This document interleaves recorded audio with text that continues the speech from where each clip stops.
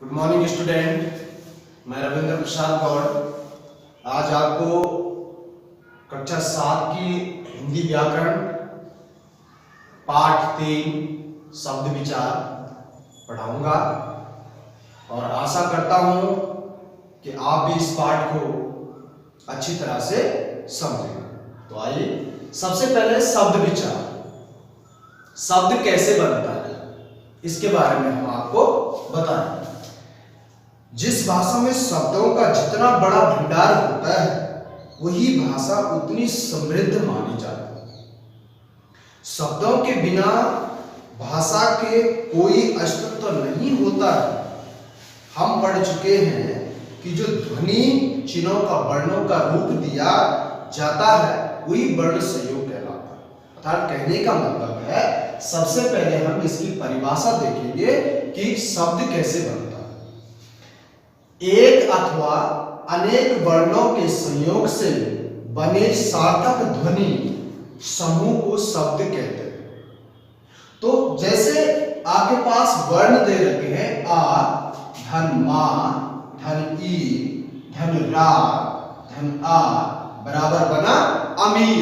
अब शब्दों का निर्माण, अब हुआ शब्द का निर्माण। ये जो है ये वर्ण है, ये वर्ण है और इन वर्णों के रूप से ही शब्द बना। ओके, तभी जाके ये अमीर हुआ, अमीर शब्द बना। इसके बाद है पद। वाक्य में प्रयुक्त शब्द के व्यवहारिक रूप को पद कहते हैं। जैसे लड़के ने, तो इसमें ये शब्द है लड़के शब्द है और इसमें व्यवहारिक रूप जो दे रखा है इसमें पद है ने, अर्थात कारकीय चिन्ह। जिन शब्दों के आगे कारकीय चिन्ह लगेंगे उसे पद कहते हैं। पद के रूप में उसे दिया जाएगा। जैसे क्योंकि लड़के जो शब्द है इससे भिन्न है कौन? ने। ओके, अब हम बात करते हैं शब्दों का वर्गीकरण। शब्दों का वर्गीकरण क्या होता है? ओके, इसके बाद शब्दों का वर्गीकरण। शब्दों का वर्गीकरण 4 प्रकार से किया जाता है। सबसे पहले अर्थ के आधार पर, दूसरा है व्युत्पत्ति अथवा रचना के आधार पर, तीसरा है उत्पत्ति अथवा स्रोत के आधार पर और चौथा है प्रयोग अथवा विकार के आधार पर। सबसे पहले हम अर्थ के आधार पर समझेंगे कि अर्थ के आधार पर शब्दों का वर्गीकरण कैसे किया जाता है। अर्थ के आधार पर शब्दों का वर्गीकरण 2 प्रकार से किया जाता है। सबसे पहले सार्थक और दूसरा होता है निरर्थक। सार्थक शब्द क्या है? सार्थक शब्द के 4 पार्ट होंगे: एकार्थी, अनेकार्थी, पर्यायवाची और विलोम शब्द। सबसे पहले हम एकार्थी शब्द के बारे में आपको बताएंगे। जिन शब्दों का प्रयोग केवल एक ही अर्थ में किया जाता है वे शब्द एकार्थी कहलाते हैं। जैसे हम आपको उदाहरण देंगे लोहा। इनका अनेक अर्थ नहीं होंगे, एक ही अर्थ निकलेगा। जैसे लोहा हो गया, रोटी हो गई, कुत्ता हो गया, आदि ऐसे कई शब्द हैं। ओके, सेकंड है अनेकार्थी शब्द। अनेकार्थी शब्द क्या है? भाषा में कुछ ऐसे शब्दों का प्रयोग किया जाता है जिनके अनेक अर्थ होते हैं, वे अनेकार्थी शब्द कहलाते हैं। जैसे हम आपको बताएंगे, जैसे ये उत्तर है। अब ये उत्तर शब्द है, इसके कितने अर्थ निकलते? सबसे पहले एक। पहला उत्तर का मतलब होता है जवाब, जो सिंपल सा है। उत्तर का मतलब होता है जवाब। और दूसरा क्या है? दूसरा होगा दिशा। दूसरा क्या होगा? दिशा। तो जवाब और दूसरा होगा दिशा। या तीसरा आप उत्तर शब्द का मतलब बना सकते हैं विशेष। क्या बना सकते हैं? विशेष। तो एक शब्द के कई अर्थ निकलते हैं, जैसे जवाब, दिशा और विशेष। इस उत्तर उत्तर शब्द का अर्थ निकला है। दूसरा है जैसे कर, दूसरा क्या है कर। कर का मतलब क्या है? एक कर का मतलब होता है हाथ, एक कर का मतलब क्या होता है? हाथ। दूसरा कर का मतलब होता है टैक्स, आपने सुना होगा टैक्स, टैक्स का मतलब होता है कर। और एक कर का मतलब होता है किरण,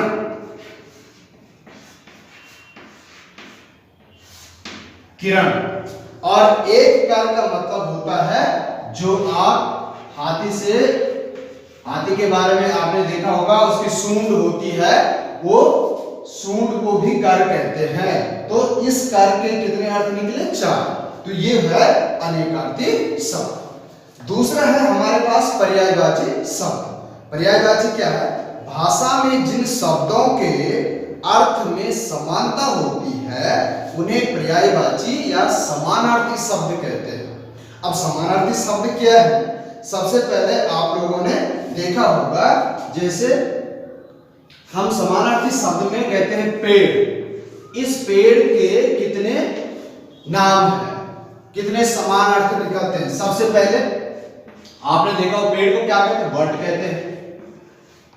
दूसरा वृक्ष होता है, तीसरा तरु होता है।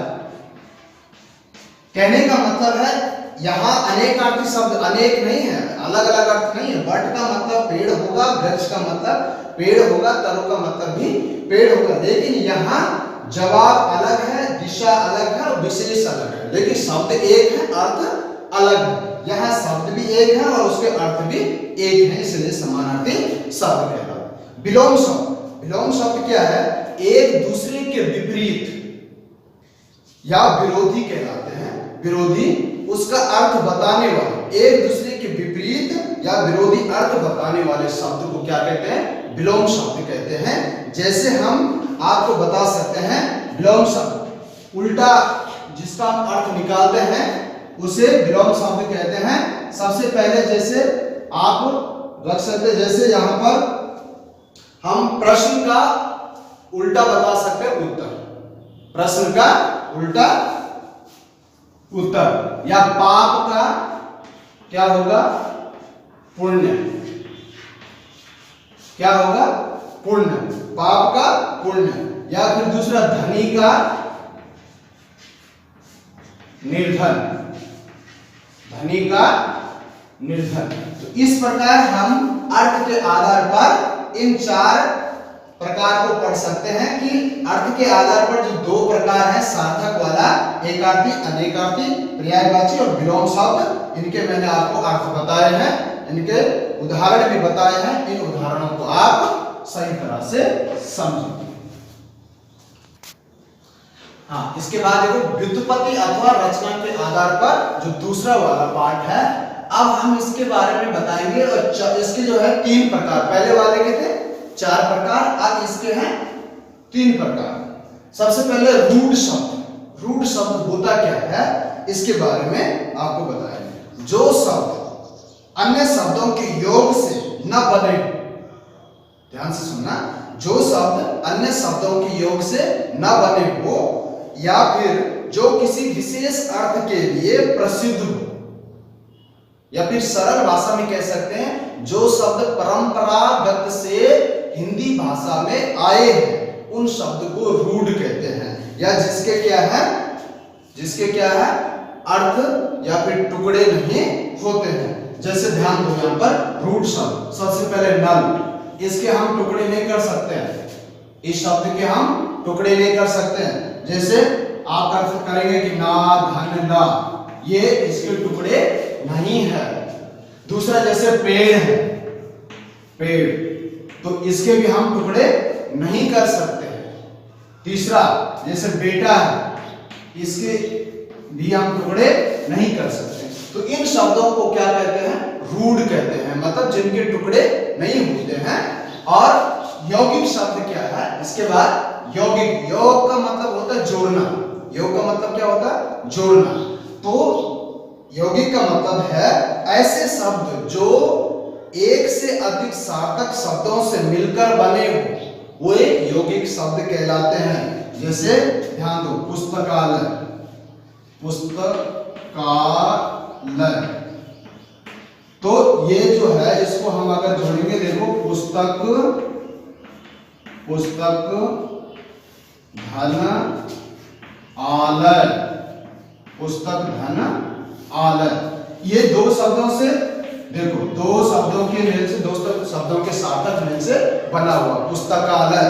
इसके बाद है जैसे देवालय, देवालय, देवालय, इसको भी हम जोड़ सकते हैं देवधन, देवधन आलय, देवधन आलय।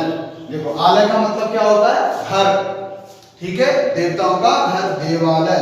तो ये क्या है, जैसे पान वाला है, पान धन वाला है, रेल धन गाड़ी है, मतलब ऐसे कई शब्द, राजपुरुष है, राजधन पुरुष है, कई ऐसे शब्द हैं जो दो शब्दों के मिल से बने होते हैं, उसे क्या कहते हैं?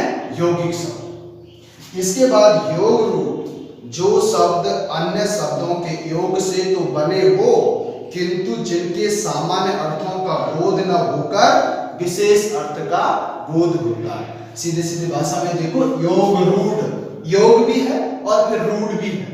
कहने का मतलब क्या है? दो शब्दों से तो मिलकर बना होगा, लेकिन उसका अर्थ इनके तरह नहीं होगा। पुस्तकालय, जैसे पुस्तकालय का मतलब है सीधा से आप पुस्तक का घर, ऐसा नहीं होगा।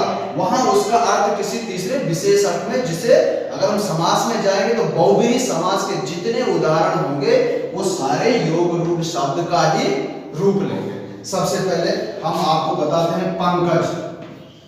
देखो पंकज, अब इसको हम कैसे बनाएंगे?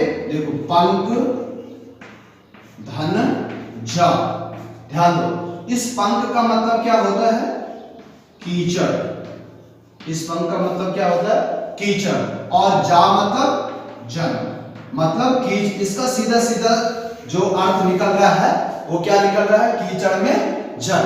लेकिन इसका विशेष अर्थ अलग निकलेगा। पंकज का मतलब होता है कमल।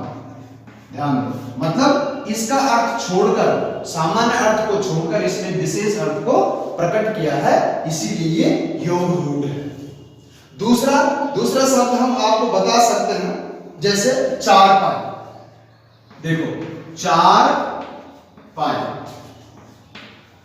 चारपाई, तो चारपाई का मतलब क्या है? चार पैरों वाली। इसका सामान्य अर्थ क्या निकलेगा? चार पैरों वाली। इसका सीधा सामान्य अर्थ ये निकलेगा। लेकिन चारपाई का मतलब क्या होता है वैसे? खाट।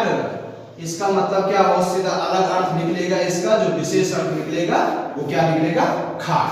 मतलब चारपाई, चार पैरों वाली नहीं बोलते हम, सामान्य अर्थ नहीं बोलेंगे, इसको सीधा खाट बोलेंगे। तो ये है योग रूढ़ शब्द। तो रूढ़ क्या है? परंपरागत से। यौगिक क्या है? दो शब्दों के मेल से। योग रूढ़ क्या है? शब्दों के मेल से तो बना, लेकिन अर्थ विशेष प्रकट करेगा। ठीक है। उत्पत्ति अथवा स्रोत के आधार पर, ठीक है, ये तीसरा है।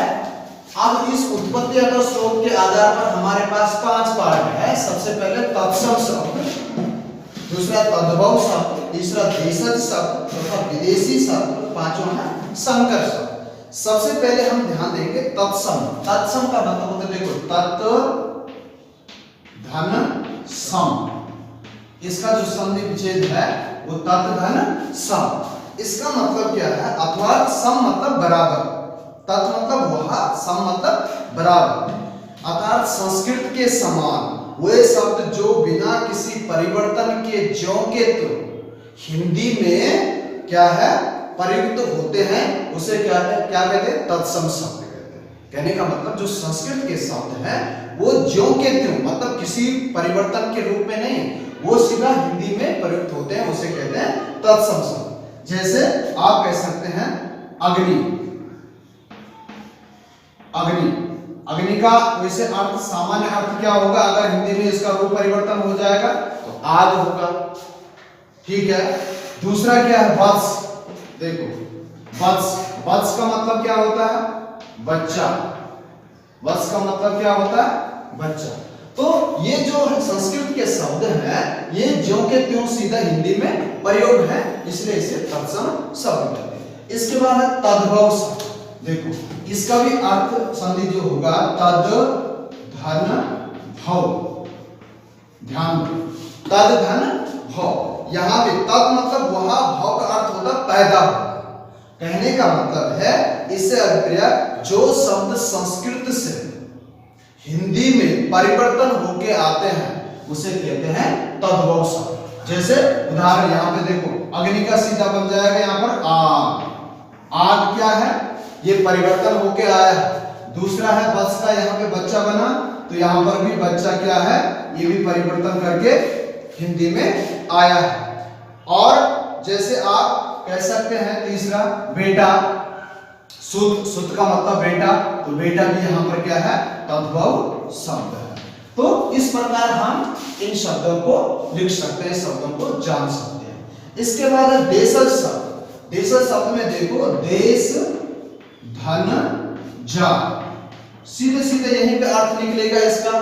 देश का मतलब अपना राज्य मान सकते हैं आप इसको, और जा का मतलब जग, मतलब अपने क्षेत्र विशेष में, अपने क्षेत्र विशेष में, या जो शब्द स्थान और परिस्थिति के अनुसार देश में ही निर्मित कर लिए जाते हैं उसे कहते हैं देशज शब्द। जैसे देशज शब्द में जैसे हम कह सकते हैं, देखो लोटा, ये शब्द कहीं बाहर से नहीं आया है, ये हमारा स्थानीय परिवर्तन है, लोटा हो गया। दूसरा है जैसे पेड़, ये शब्द भी कहीं से बाहर से नहीं आया है। इसके बाद जूता है, ये शब्द भी क्या है, देशज है। इसके बाद चूल्हा है, चूल्हा जानते हो ना, चूल्हा। ठीक, ऐसे अनेक प्रकार के शब्द हैं जो देशज शब्द, मतलब जो हमारे ही देश में निर्मित हुए हैं। ऐसे कई सारे शब्द हैं, झाड़ू हो गया, डिबिया हो गई, पगड़ी हो गई, और गड़बड़ हो गए, लथपथ हो गए, कई अनेक प्रकार के शब्द हैं। इसके बाद विदेशी, सेम वही हम कहेंगे, विदेश धन जा, सेम परिभाषा हुई। हमें परिभाषा याद करने की जरूरत है। यहाँ पे जो शब्द विदेशों से या विदेशी भाषा से हिंदी में आए हैं, ठीक है, जो शब्द विदेशी भाषा से हिंदी में आए हैं उनको कहते हैं विदेशी शब्द। जैसे उदाहरण आप रख सकते हैं, सबसे पहले अंग्रेजी का कोई शब्द जैसे जज, ये अंग्रेजी भाषा से आया, हिंदी में हम उसको परिवर्तन करते हैं। दूसरा है खर्च, खर्च, इसको भी हम, ये किस भाषा का शब्द है, अरबी भाषा का शब्द, अरबी भाषा का शब्द खर्च। जैसे दुकान, दुकान किस भाषा का शब्द है, बता सकता कोई? हाँ, दुकान जो है वो फारसी भाषा का शब्द है। जैसे हम इसको कागज कहते हैं, या पुस्तक, सॉरी किताब, किताब किस भाषा का शब्द है, ये भी फारसी भाषा का शब्द है। या फिर कैंची, कैंची ये किस भाषा का शब्द है, तुर्की भाषा का शब्द है। ठीक है, काजू हो गया, ये पुर्तगाली शब्द है। कार्टून हो गया, ये फ्रांसिस है। जैसे डेल्टा हम, या फिर टेलीफोन, ये यूनानी भाषा का शब्द है। या फिर लीची हो गई, चाय हो गया, पटाखा हो गया, तूफान हो गया, ये चीनी भाषा के शब्द। मतलब जो अन्य भाषाओं से, विदेशी भाषाओं से हमारे हिंदी में परिवर्तन होते हैं उसे विदेशी शब्द। अब इसके बाद है संकर शब्द। संकर क्या होता है, देखो संकर सीधा सीधा सामान्य अर्थ निकालेंगे तो शंकर भगवान जो है वो दो पार्टों में है, एक अर्धनारीश्वर जिसे कहते हैं, एक आधा नारी और आधा पुरुष। ठीक उसी प्रकार इस संकर शब्द का मतलब है दो भाषाओं से मिलकर बने हुए शब्द को क्या कहते हैं, संकर शब्द कहते हैं। जैसे उदाहरण के तौर पर रेल, रेल धन गाड़ी, देखो ये दो भाषाओं से, रेल किस भाषा का शब्द है बताओ, अंग्रेजी भाषा का शब्द। किस भाषा का है, अंग्रेजी। और गाड़ी किस भाषा का शब्द है, हिंदी भाषा का शब्द है। तो ये दो अलग अलग भाषाओं से मिलकर एक शब्द बना हुआ है, उसे कहते हैं संकर शब्द। या दूसरा आप बना सकते हैं, जैसे है घड़ी साज, घड़ी, घड़ी साज, घड़ी साल। तो जो घड़ी शब्द है, घड़ी हिंदी का है। घड़ी शब्द क्या है? ये वाला जो घड़ी शब्द है ये हिंदी का है। और ये साज जो है ये कौन सी भाषा का शब्द है? ये है अरबी भाषा का शब्द। जो है ये है अरबी भाषा का शब्द। तो इस प्रकार अलग अलग भाषाओं से जो एक शब्द बनता है उसे कहते हैं संकर शब्द। ओके। हाँ, इसके बाद प्रयोग अथवा विकार के आधार। वाक्य में प्रयोग करने पर कुछ शब्दों के रूप में परिवर्तन होता है, जैसे लड़का, लड़के, लड़कों आदि। इस प्रकार के वाक्य में प्रयोग करने पर कुछ शब्दों ज्यों के त्यों रहते हैं, जैसे आज हो गया, कल हो गया, शीघ्र हो गया। इस आधार पर शब्दों का हम वर्गीकरण कर सकते हैं दो। सबसे पहले विकारी, दूसरा अविकारी। देखो, विकार का मतलब होता है परिवर्तन। जिन शब्दों में परिवर्तन होता है, जिन शब्दों के रूप में प्रयोग के अनुसार कुछ परिवर्तन आ जाता है, उन्हें विकारी शब्द कहते हैं। ओके। इस विकारी शब्द में क्या है? लिंग, वचन, कारक और पुरुष, इनके आधार पर परिवर्तन होता है। जैसे लिंग के आधार पर आप मान सकते हैं, देखो आदमी, देखो आदमी खा रहा, आदमी खा रहा है। अब अगर हम इसका लिंग परिवर्तन करेंगे तो ये क्रिया भी बदल जाएगी। ठीक, जैसे आदमी खा रहा है और यहां पर हम लिखते हैं औरत, लिंग परिवर्तन कर दे आदमी का, और औरत खा रही है।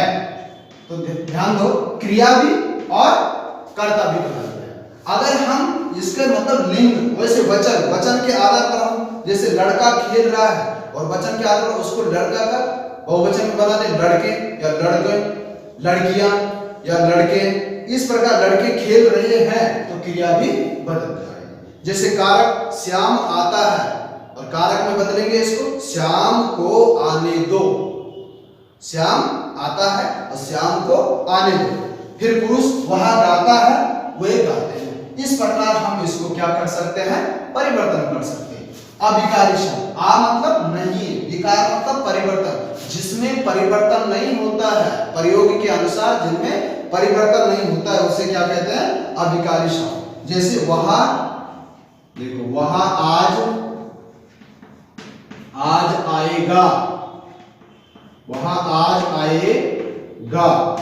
तो अगर हम उसका परिवर्तन करेंगे कि वे आज, देखो यहां इसको तो परिवर्तन कर दे, लेकिन जो ये शब्द है, ये शब्द यहां बदलने पर, वचन बदलने पर इसका भी बहुवचन नहीं बना कि वे आज आ रहे हैं। देखो वे आज आएंगे, देखो ये तो बदल जाएंगे, लेकिन ये वाला शब्द नहीं बदलेगा।